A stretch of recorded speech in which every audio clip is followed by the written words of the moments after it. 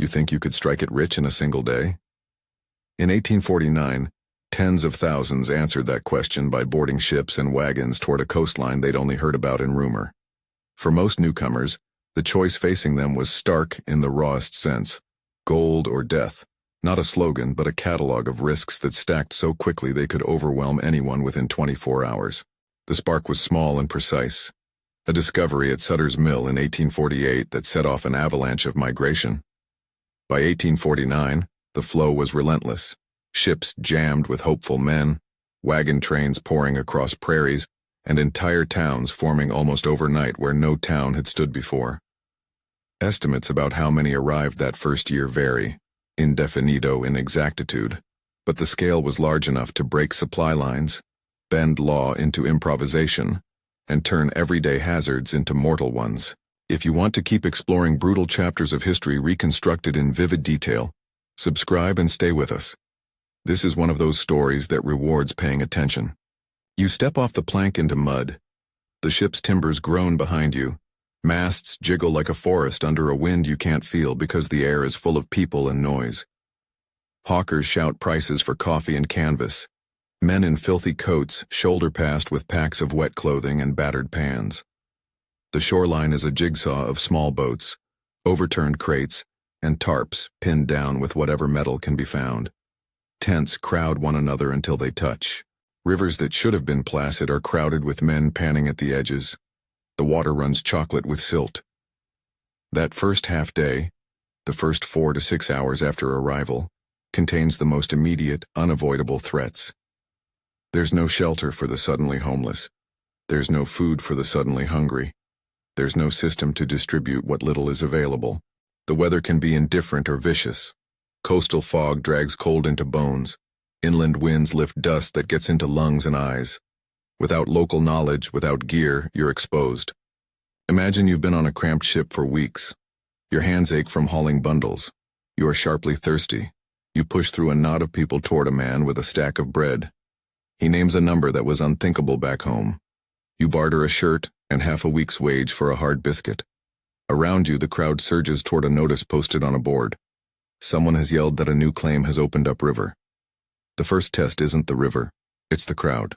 Claims meant potential access to gold, but claims were small and immediate. To hold one, you had to get there first, mark the ground, and physically defend your stake. The process was raw and physical. A new arrival with no friends, no local partner, no gun, and no pack animal quickly found himself outmaneuvered.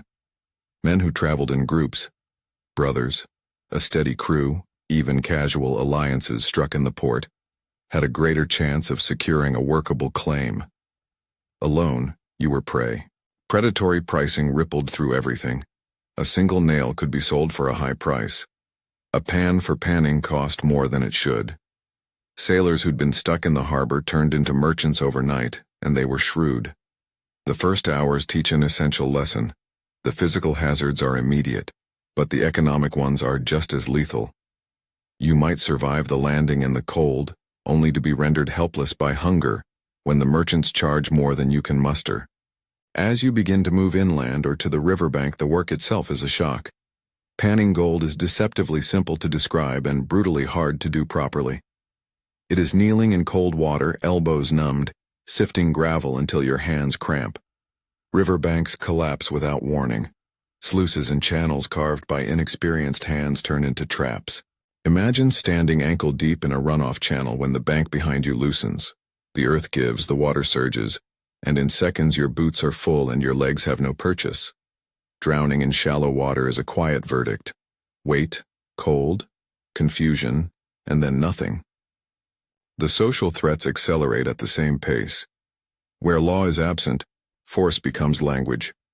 Men with experience, those who had arrived earlier, who had already staked claims, who kept rifles and grit, could claim ground by intimidation.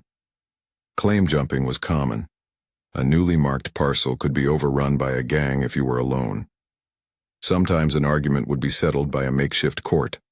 Often it would be settled by a fist, a knife, a shot. Violence rarely came with fanfare.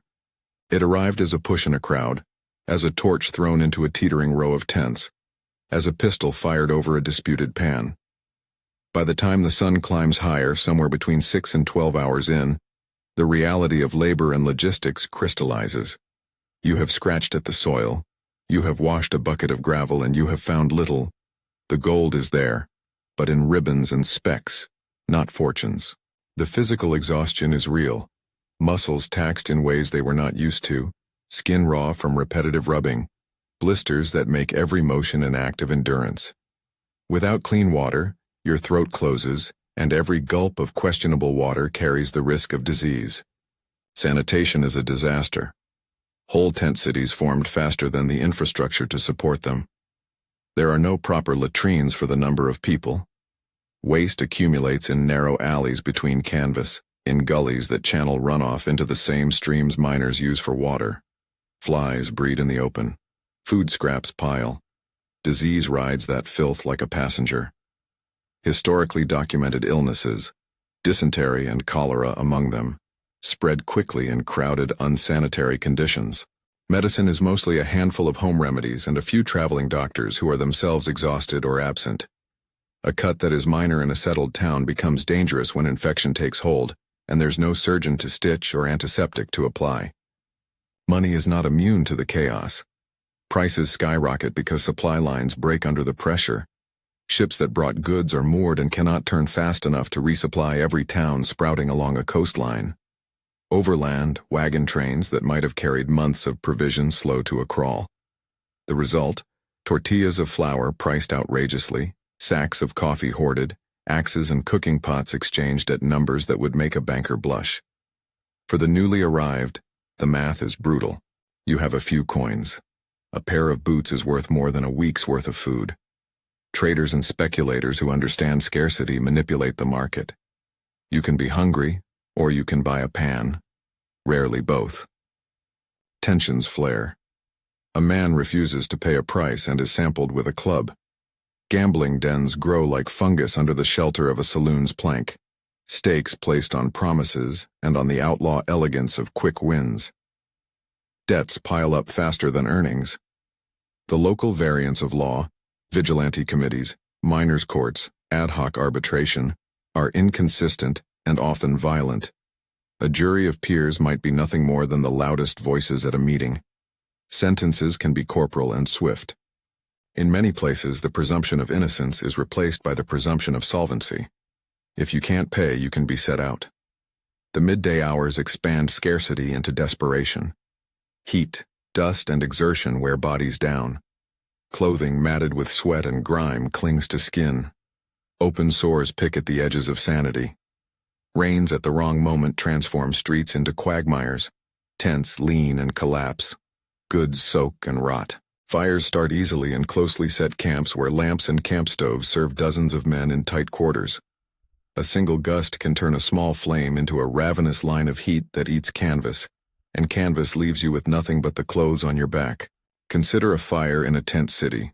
It begins with a dropped candle or a knocked-over oil lamp. It spreads with terrifying speed. People shout. Men run with bundled possessions. There is no municipal water system to douse the flames. Buckets pass hand to hand. Too late for some, enough for others. For women and men without shelter, a single night could remove the small stock of survival goods they've scraped together. A blanket, a pot, a fry pan. Losing these items is not merely losing comfort, it is losing the tools of subsistence. In that collapse, a man who had a day's hope for a breakthrough is left exposed and vulnerable. The river claims its share by midday and evening. Men who overreach in current or skip safety to get to a promising seam sometimes slide into swift water. Sluice boxes and hand-dug pits can look harmless until they trap a foot or a leg. Hypothermia can set in more quickly than one expects when sodden clothes cling on a cool wind. It's not dramatic in the movies. There are no orchestral crashes. It is quiet, and then it is absolute. As the sun tilts toward late afternoon, social fractures deepen. Debts prompt theft. Men who have resource or ammunition feel emboldened. A man who set out that morning with dreams might be surrounded now by strangers who assume his goods are fair game. Sexual exploitation grows where poverty and power intersect. Some find shelter by sacrificing safety. Others sell favored items or work for men who will later demand more than labor. These are human realities of frontier life and must be told with care. They are neither spectacle nor sensationalism, but the desperate economy of scarcity. In many settlements, makeshift justice descends into its own form of danger. Vigilante groups organize to fill the void left by absent legal systems. Sometimes they act with efficiency, driving out a known ring of thieves, creating a temporary peace. Other times they become instruments of vengeance and prejudice. Accusations are easy, exoneration is not. For an unprepared newcomer, a false word could lead to a quick hanging or a public humiliation that strips you of the very material means by which you could survive another day.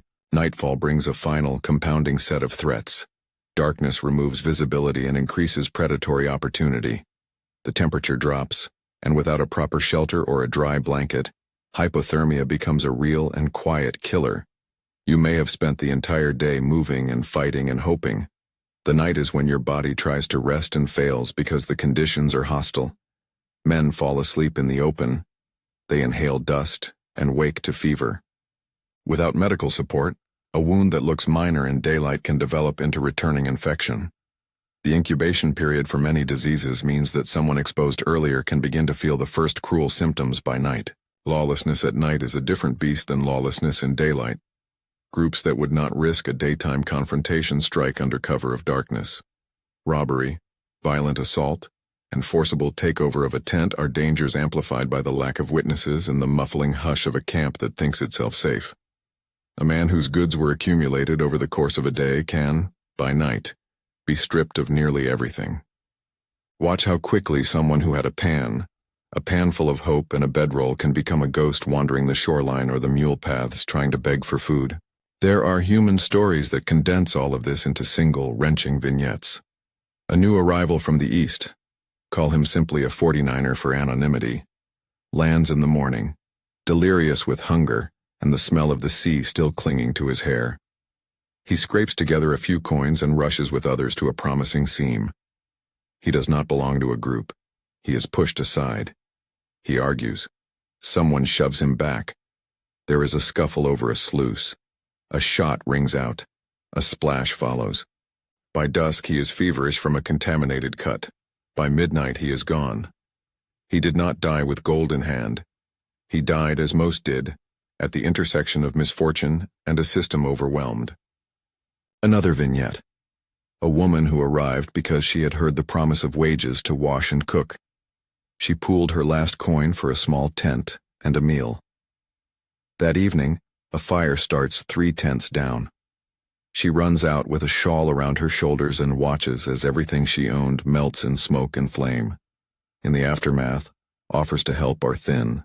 A man approaches and offers shelter, but his price is the kind of safety that costs dignity. She chooses, as many had to choose, the path that promises food but not respect. That choice is not a moral verdict but the arithmetic of scarcity. And scarcity in the gold rush often had moral costs attached. Disease, too, writes cruel footnotes. Crowded camps with contaminated water meant that diarrhea, vomiting, and fever could sweep through like a storm. Medical knowledge is limited. Antibiotics do not exist. Minor infections become life-ending. If a miner is already weakened by starvation and exposure, the body's ability to fight off contagion is compromised. A cough that would clear in a town with a doctor might become the beginning of a decline in an isolated camp. Entire crews that had been working together one day could be decimated by illness the next. By hour 24, the threats that began as separate tendrils converge into a net. Lack of shelter leads to exposure. Exposure lowers resistance. Lowered resistance invites disease. Disease removes the capacity to work and to defend possessions. Lack of food and water reduces energy. Reduced energy increases risk of accidents. Accidents leave one vulnerable to theft and to the elements.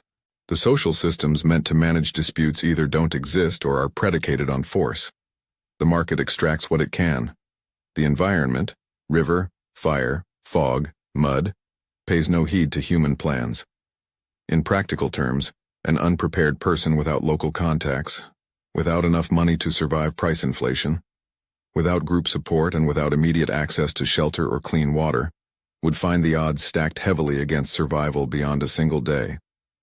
This is not to suggest an inevitability stamped on everyone who arrived. A minority did find fortune on the first day.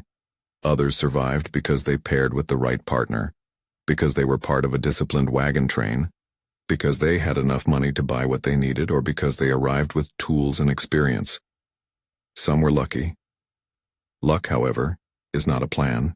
Understanding why the gold rush was so lethal in short order requires looking at systems, not drama.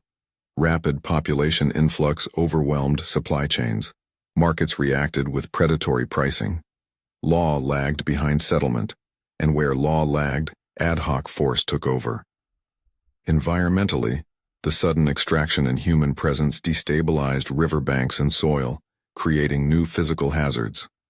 Sanitation was an afterthought in tent cities. Water was a vector for contagion. Medical care was sparse and rudimentary. The result was a mode of living that turned everyday tasks, eating, sleeping, staking a claim, into calculations with mortal stakes. The phrase gold or death is not a flourish. It is a capsule of lived reality for many. For a small fraction, gold did mean immediate wealth that insulated them from those hazards. For the vast majority, the rush presented conditions where death was a real and proximate outcome of ordinary failures. Not carrying enough money, trusting the wrong person, sleeping in a place without shelter, drinking from an open stream. The social and economic structure of the rush favored the organized, the connected, and the financially buffered. It punished the isolated and the naive. But this grim calculus had consequences beyond immediate mortality. Boom towns formed where tent clusters hardened into wooden shacks and eventually into brick. The environmental damage of rapid, unregulated mining altered waterways and landscapes. Indigenous communities were displaced and marginalized. Their lands and livelihoods were transformed. Economies reorganized. Cities like San Francisco rose from mud and chaos into major ports. Structures of power consolidated around merchants, banks, and those who had the capital to withstand early volatility. The gold rush compressed a transformation of a region into a matter of months, a social, economic, and ecological upheaval that left scars and legacies. The story of one day in 1849 is therefore not merely a tale of individual misfortune. It is a lens onto how societies behave when wealth is suddenly centralized as a promise, and when systems for distributing risk and support do not exist. It shows how human improvisation can save some and how structural absence of infrastructure, of law, of health care, can make ordinary survival seem like a gamble with terrible stakes. If you imagine returning to that shoreline with modern knowledge, you'll see how planning, sanitation, pricing regulation, and coordinated emergency response change outcomes. But those measures did not exist on the beaches and riverbanks of 1849. Survival depended on being prepared in ways most newcomers were not. Enough capital to weather price spikes, reliable companions, local knowledge, shelter, and access to clean water. Without these, the first 24 hours could be, and often were, fatal. History is not a morality play in which bad choices are always punished and good choices always rewarded. It is a record of conditions. The conditions of the gold rush created a harsh selection, one that favored a tight minority and exposed a vast majority to immediate danger. That is the direct answer to our opening question. You probably wouldn't survive 24 hours in the 1849 gold rush unless you arrived with resources, allies, or an extraordinary stroke of luck. There is a final, quieter point to consider. The human stories, the men who froze, the women who bartered, the children who were moved, the communities that were uprooted, are not footnotes to a tale of mineral extraction. They are the central fact. Boomtowns and the rise of a new American West were built on decisions that displaced, impoverished, and sometimes extinguished lives. Those costs are part of the ledger of progress. Recognizing that ledger without romanticizing it is the historian's task. If this account left you wanting more, watch next. How San Francisco rose from the mud and was rebuilt after the first waves of the gold rush. How infrastructure, law, and commerce slowly transformed chaos into a city. Share this with someone who wants to see history in full, unvarnished color.